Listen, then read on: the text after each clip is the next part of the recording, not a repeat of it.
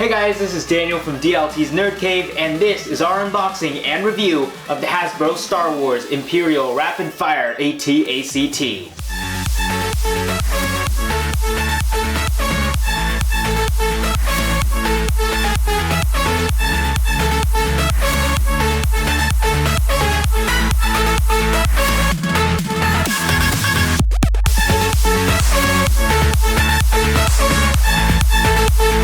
So let's start off by looking around this box. In the front here, we have a picture of the Imperial Walker itself, Star Wars Rogue One here, and an Imperial Death Trooper. Also, if you're wondering what this sticker is, it's actually a clearance sticker. I found this at Target for half off, which is 150 bucks. So if you want to find one of these on clearance, then I recommend you guys go look at Target to see if you guys have any. Here we have the driver, Jyn Erso, and C2B5, which I didn't see in the movie. It was probably on screen a couple seconds.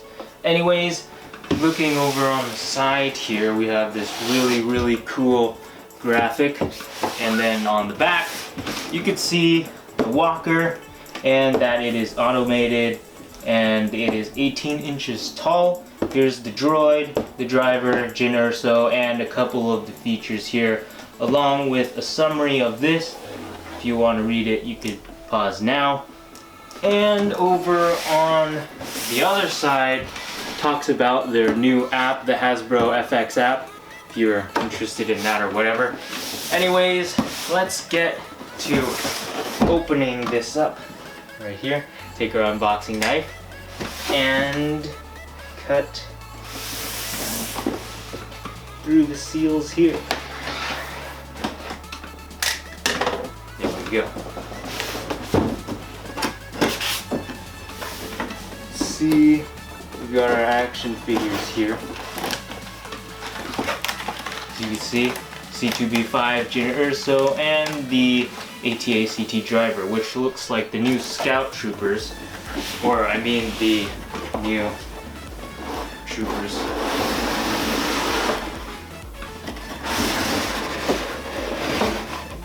Throw this box to the side, and here is everything that comes in the box. So we got our stickers and instruction manuals here.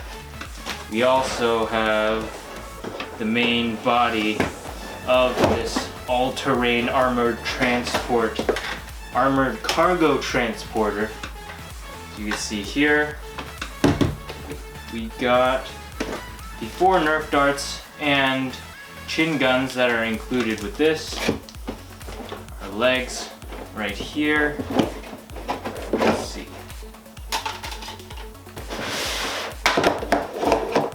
Whoops. We have the little cargo box right here. Another 2 legs.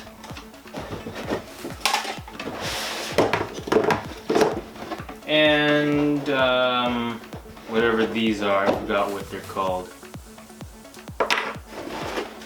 Okay, there's nothing left in here. Let's see what this is. That's just empty cardboard.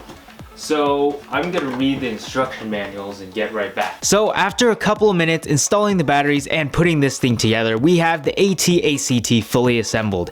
And right away we could see how big this thing is, coming in at 24 inches tall and 15 inches long. This is definitely the biggest piece in my collection. Not as big as the Legacy Collection AT-AT, but it is around the same size as the vintage walker. And you might have noticed that this does look a bit different from the standard AT-AT walkers from Empire or Return of the Jedi, and that's because this is the all-new all-terrain armored cargo transport, which carries heavy materials and such around Imperial construction sites. So it does have a bit of a different design, but it still mostly looks like our favorite vehicle from Empire Strikes Back. Before we move on, let's take a look at the figures that come included with this vehicle, starting with the AT-ACT driver, which looks exactly like one of the new shore troopers except in white armor. And I've got to say, even with only 5 points of articulation, this figure is really nice and detailed. Of course, the elbow and knees don't move, but it is a really nice looking figure nonetheless. It comes with a standard blaster for an accessory, and that's pretty much it. Moving on to Sergeant Jin Erso. Again, 5 points of articulation, head, shoulders, and legs, but there's something special about this figure. It's really nice compared to the standard Jedha figure of her, and it looks to be the same sculpt, except there's a bit of weathering on her boots and pants, and the head sculpt seems to be a little bit more realistic than the carded figure. With better paint apps and skin that doesn't look so pale, I'd say the head sculpt looks much better than my standard and Black Series figures of her, so this figure is definitely a great addition to my collection. She comes with a little blaster which actually fits in her holster pretty well, so you don't misplace it and lose it, which I think is great. And the last figure we got is C2B5, an Imperial astromech that looks super cool but was in like 2 seconds of the movie. Anyways, it's got basically the same sculpt as the R2 we got last year in the C3PO/R2D2 pack, except with a new paint job, and I have to admit it looks super awesome. Again, there isn't much with this figure except the 3 points of articulation with its head and arms, but still it looks cool nonetheless. Now that we're done with that, let's move back to the walker itself. Here it is compared to the AT-ATE released a couple years back. And here it is compared to the U-Wing fighter, also from Rogue One. And here it is compared to the X-Wing released from last year. And finally compared to the 3.75-inch line of figures. Now that I've got my point across of this being a massive vehicle, unfortunately you cannot store troopers in this despite its huge size. Due to its design, you can only store your figures in here if you open up the top flap or the floor hatches with the cargo box removed, as the top of the cargo box won't be tall enough to fit your figures. I find this pretty annoying, but I guess it's added for playability for the kids, which Hasbro seems to be more focused on doing these days. Anyways, with the cargo box removed, you can make it into what they call a bunker, which you can attach a zip line to and I guess make your figures slide down and defeat those rebel scum. There's also a cannon with a launching missile, which you can put either on the storage container or the walker itself. Moving on to the cockpit area, it can only fit one figure here due to the nerf compartment being here as well, and it can fit 4 darts, and there's a little divider to separate your figure and the darts, which is pretty neat because if you have a jammed dart or something, you can just easily open that up and see what's wrong with it. Now let's talk about the most amazing part of this vehicle, the walking. Yes, it can actually walk and make sound effects while you do it, which is super cool. There are 2 ways to do this, by either pressing the button on the back or by using the Hasbro Studio Effects app.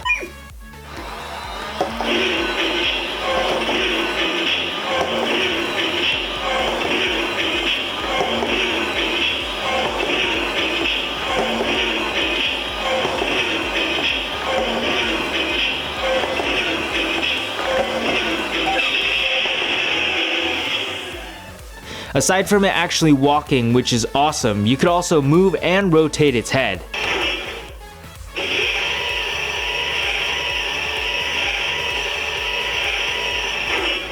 Shoot the 4 nerf darts in rapid fire.